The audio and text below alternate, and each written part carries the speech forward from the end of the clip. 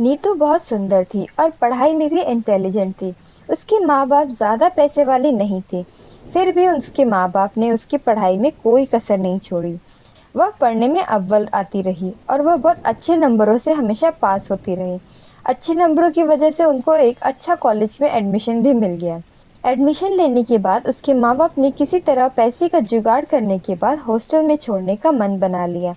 आजकल फेसबुक बच्चों के लिए मीडिया का एक ऐसा प्लेटफॉर्म है जहां हम कहीं भी किसी से दोस्ती सिर्फ डीपी देकर कर लेते हैं। ऐसा ही कुछ नीतू के साथ भी हुआ।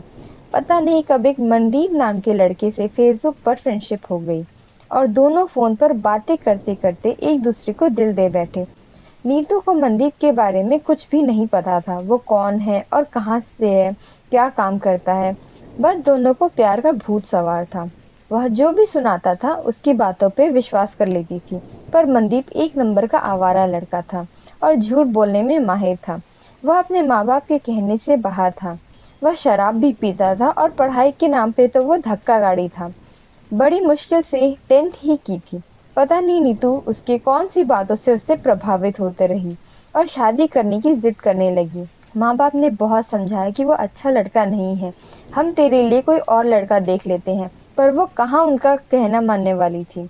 आखिरकार प्यार के आगे उसके घर वालों को झुकना पड़ा और हार कर उसके घर वालों ने उसकी शादी मनदीप नाम के आवारा लड़के के साथ कर दी। मनदीप के घर वालों को तो चारों उंगलियों में घी थी।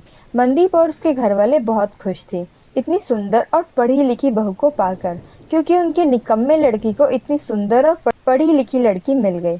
मनदीप का अब शादी करने के बाद असली रूप सामने आने लगा। अब वही लड़का नीतू की कोई भी बात नहीं मानता था। उसका वही काम था, हर रोज शराब पी के आना, कोई काम ना करना, दोस्तों के साथ बाहर घूमना। लेकिन नीतू के पास सिर्फ पछताने के सिवा अब और कोई रास्ता नहीं था। और शिकायत करती भी तो किससे करती, क्योंकि उस लड़के से शादी करने के लिए अपने माँ बाप को नाराज ही नहीं, हमेशा के लिए नाता भी तोड़ लिया था। उस लड़के से शादी करने से माँ बाप बहुत नाराज थे। ऐसा करते 1.5 साल निकल गया और मनदीप के रंग दिन पर दिन बदलते रहे। नीतू के माँ बाप इतने नाराज थे कि उसकी शादी से पहले ही बोल दिया था कि हम तेरे साथ कोई रिश्ता नहीं रखेंगे। नीतू को मंजूर था कि आप रिश्ता ना रखो, पर मुझे शादी उसी से करनी है। ऐसे ही एक शाम को मनदीप को दोस्तों के साथ बाहर जाना, घूमना फिरना और मौज मस्ती करना और शराब पीकर घर लौटने की आदत थी। मोटरसाइकिल उठाई और दोस्तों में शराब पीने चल पड़ा। नीतू ने बहुत रोका, पर वह लड़का रुकने वाला कहाँ था।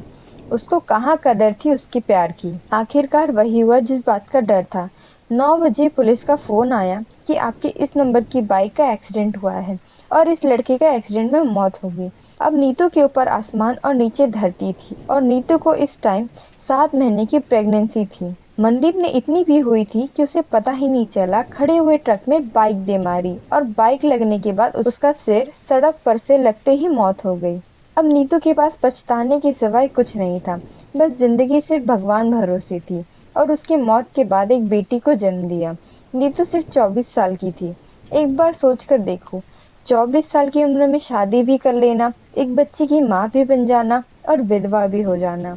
नीतू के माँ बाप इतने नाराज थे कि वह और मनदीप की मौत की खबर सुनने के बाद भी आज तक नहीं आए। इस कहानी से सिर्फ यही बात समझ में आती है कि कभी कभी सिर्फ शक्ल देखकर ही किसी को प्यार मत करो।